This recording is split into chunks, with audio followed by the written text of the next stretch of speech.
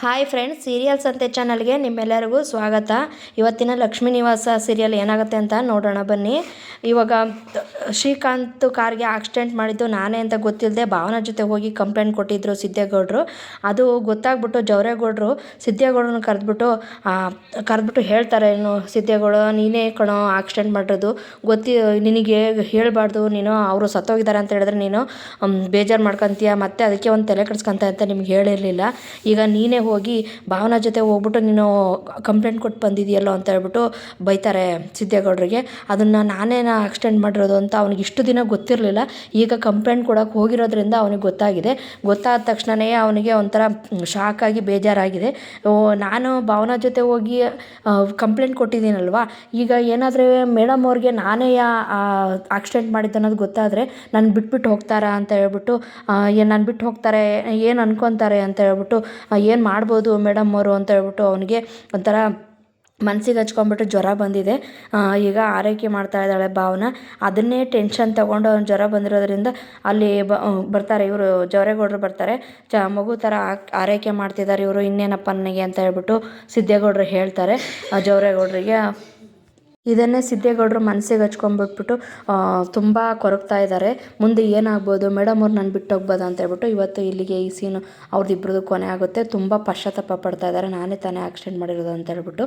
ಇಲ್ಲಿ ಇವನು ಬಂದುಬಿಟ್ಟು ಸಂತೋಷ್ ಬಂದುಬಿಟ್ಟು ಶ್ರೀನಿವಾಸ್ ಅಂದರೆ ಅವ್ರ ತಂದೆ ಮನೆ ಕಾಯ್ತಾ ಇದ್ದಾನಲ್ವ ಸಂತೋಷದ, ನನ್ನ ತಂದೆನೇ ವಾಚ್ಮ್ಯಾನ್ ಅಂತ ಹೇಳ್ಬಿಟ್ಟು ಗೊತ್ತಾಗ್ತಾ ಇದೆ. ಆವಾಗ ಅವನಿಗೆ ದುಡ್ಡು ಬೇಕಾಗಿರುತ್ತೆ ಶ್ರೀನಿವಾಸ್ಗೆ. ಅದಕ್ಕೆ ನಮಗೊಂದು ಸ್ವಲ್ಪ ಓನರ್ನ ಪರಿಚಯ ಮಾಡಿಸಿ ಅಂತೇಳಿ ಮೇಸ್ರಿಗೆ ಹೇಳ್ಬಿಟ್ಟು ಅವ್ರು ಹೇಳ್ತಾರೆ, ಅಡ್ವಾನ್ಸ್ ಬೇಕಾಯಿತು, ಸ್ವಲ್ಪ ಕೇಳಬೇಕಾಗಿತ್ತು ಅಂತೇಳಿ ಅಲ್ಲಿ ಒಂದು ಬೇಕ್ರಿ ಹತ್ರ ನಿಂತಿರ್ತಾರೆ ಶ್ರೀನಿವಾಸ್ ಮತ್ತು ಮೇಸ್ತ್ರಿ. ಆವಾಗ ಸಂತೋಷ್ ಹೆಲ್ಮೆಟ್ ಹಾಕ್ಕೊಂಡು ಅಲ್ಲಿಗೆ ಬರ್ತಾನೆ. ಬಂದುಬಿಟ್ಟು ನೋಡ್ತಿದ್ದಂಗ್ಲೆ ಹೆಲ್ಮೆಟ್ ತೆಗಿಯಲ್ಲ ಅವನು. ಸರ್ ನಾವು ಇಲ್ಲಿದ್ದೀವಿ ಅಂತ ಹೇಳಿದ್ರು ಸಹಿತ ಮೇಸ್ತ್ರಿ ಅವನು ನೋಡಲ್ಲ.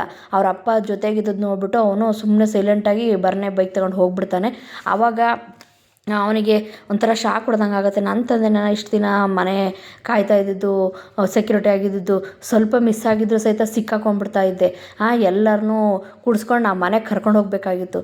ಎಂಥ ತಪ್ಪು ಮಾಡ್ತಾಯಿದ್ದೆ ನಾನು, ಕುಡಿ ಇಟ್ಟು ಹಣ ಎಲ್ಲ ಇವರೆಲ್ಲರಿಗೂ ಇದು ಮಾಡಬೇಕಾಗಿತ್ತು, ಮನೆಗೆ ಸೇರಿಸ್ಕೊಂಡ್ಬಿಟ್ಟು ಜಸ್ಟ್ ಮಿಸ್ ಆದೆ ಅಂತ ಹೇಳ್ಬಿಟ್ಟು ಸಂತೋಷ್ ಹೇಳ್ಕೊತಾನೆ. ಆಮೇಲೆ ಇಲ್ಲಿ ಮೇಸ್ತ್ರಿ ಬಂದುಬಿಟ್ಟು ಅವ್ರು ಬರ್ನೇ ಹೋಗಿದ್ದು ನೋಡ್ಬಿಟ್ಟು, ಸರ್ ಮಿಸ್ ಆಗಿದೆ, ಅವರು ಹೋಗ್ಬಿಟ್ರು, ಇವಾಗ ನಾನು ನಿಮಗೆ ಅಡ್ವಾನ್ಸ್ ಇಸ್ಕೊಡ್ತೀನಿ, ನೀವು ಹೋಗಿ ಸರ್ ಅಂತ ಹೇಳ್ಬಿಟ್ಟು ಶ್ರೀವಾಸ್ನ ಕಳಿಸ್ತಾನೆ ಮೇಸ್ತ್ರಿ. ಆಮೇಲೆ ವಾಪಸ್ಸು ಬರ್ತಾನೆ ಸಂತೋಷ್ ಬಂದುಬಿಟ್ಟು ಮೇಸ್ತ್ರಿ ಅವರೇ ತೊಗೊಳ್ಳಿ ದುಡ್ಡು ಅವ್ರಿಗೆ ಕೊಟ್ಬಿಡಿ, ನಾಳೆಯಿಂದ ಕೆಲಸಕ್ಕೆ ಬರೋದು ಬೇಡ ಅಂತ ಹೇಳ್ತಾನೆ.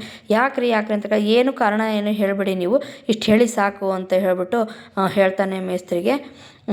ಇಲ್ಲಿ ಇವತ್ತಿನ ಇಂಪಾರ್ಟೆಂಟ್ ಇದು ವಿಷಯ ಆಗೈತೆ. ಆಮೇಲೆ ಶ್ರೀನಿವಾಸು ಜಾನಾಗೆ ಕಾಲ್ ಮಾಡಿ ಅಜ್ಜಿ ಹೇಗಿದ್ದಾರೆ ಅಂತ ವಿಚಾರಿಸ್ತಾರೆ.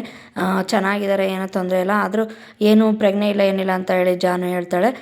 ಇಷ್ಟು ಇವತ್ತಿನ ಸಂಚಿಕೆ ಪ್ರೋಮೋದಲ್ಲಿ ನೋಡಿರೋದು. Thank you for watching.